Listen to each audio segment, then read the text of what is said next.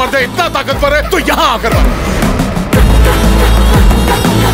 वो आएगा, भूतिया साय की तरह आएगा, आत्मा निकालेगा। अबे उसे मारा किसने?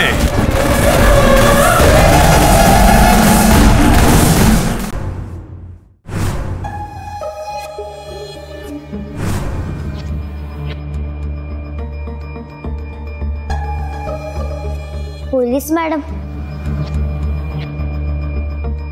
बोल ना, काही बोलायचंय का तुला? मी काय म्हणते मॅडम, माझी आय मीन्स ती बाई, त्या बाई आमच्याकडे आल्या होत्या, त्या आता कशा आहेत? कोण बाई ग?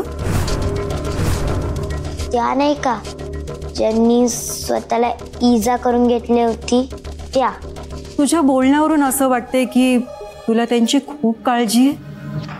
नाही, तसं काही नाही। बघ, तसं काही नाही असं म्हणतानाही तुझा स्वर हळवा झाला। तुझा खरंच त्यांच्याशी काही संबंध आहे का? तसं काही असेल ना तर बिनधास्त सांगा। काय?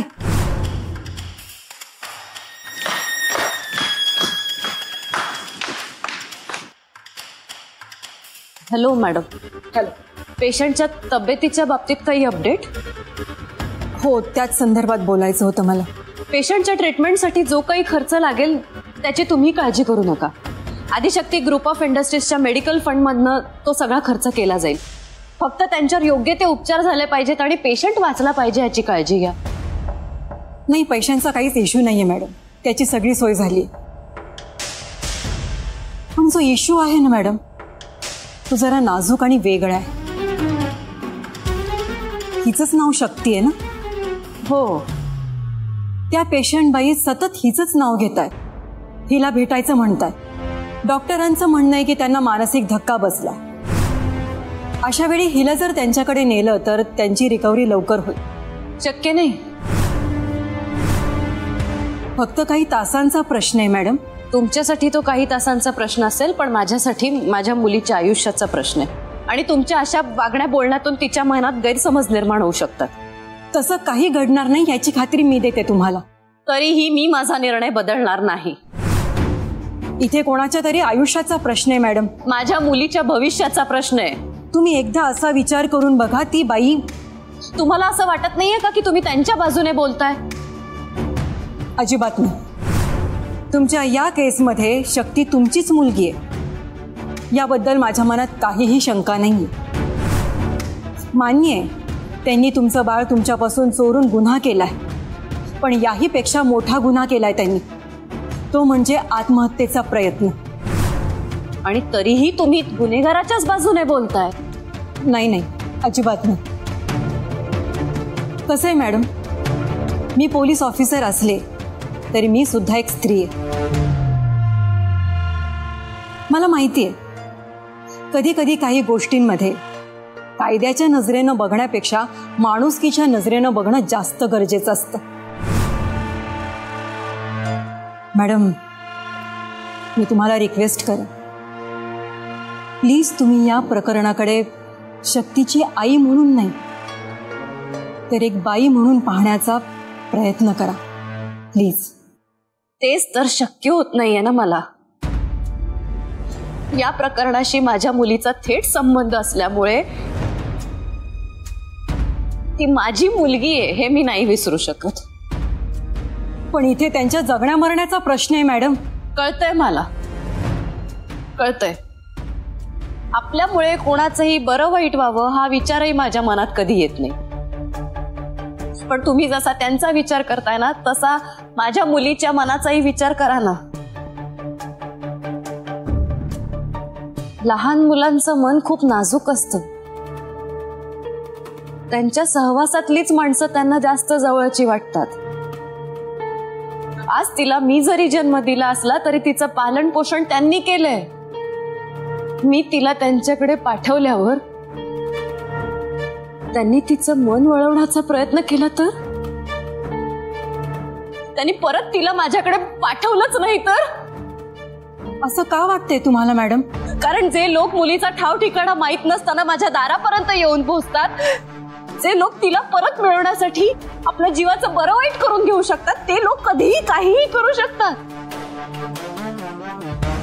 कसं आहे ना मॅडम, तुम्ही माझ्याकडे आदिशक्ती ग्रुप ऑफ इंडस्ट्रीजची मालकीण म्हणून बघत असाल तर माझ्यामुळे हजारो कुटुंब जगतायत हे जगाला माहितीये. पण माझ्याकडे जर आई म्हणून पाहत असाल तर माझ्या मुलीमुळे मी जिवंत आहे हे फक्त मला माहितीये. मी शेवटचं सांगते तुम्हाला, प्लीज माफ करा मला. मी माझ्या मुलीला नाही पाठवू शकणार. मॅडम, पेशंटची भेट झाल्यानंतर तुमची मुलगी तुमच्याकडे परत येईल असा शब्द मी तुम्हाला दिला तर?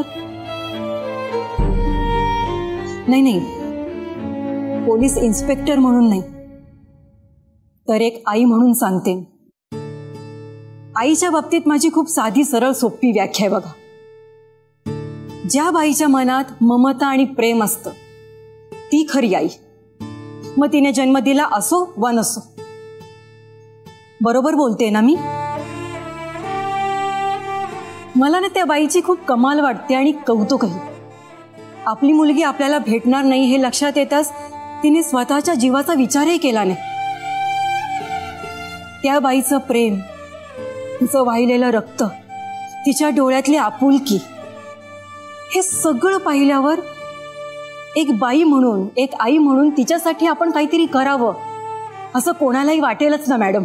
खरं तर हे सगळं करण्यासाठी ना तुमच्या आधी मी पुढाकार घेतला असता. सतत दुसऱ्यांचा विचार करणारी मी आज माझ्या मुलीच्या सुखासाठी फक्त स्वतःचा विचार करणार आहे आणि यापुढेही करत राहणार आहे.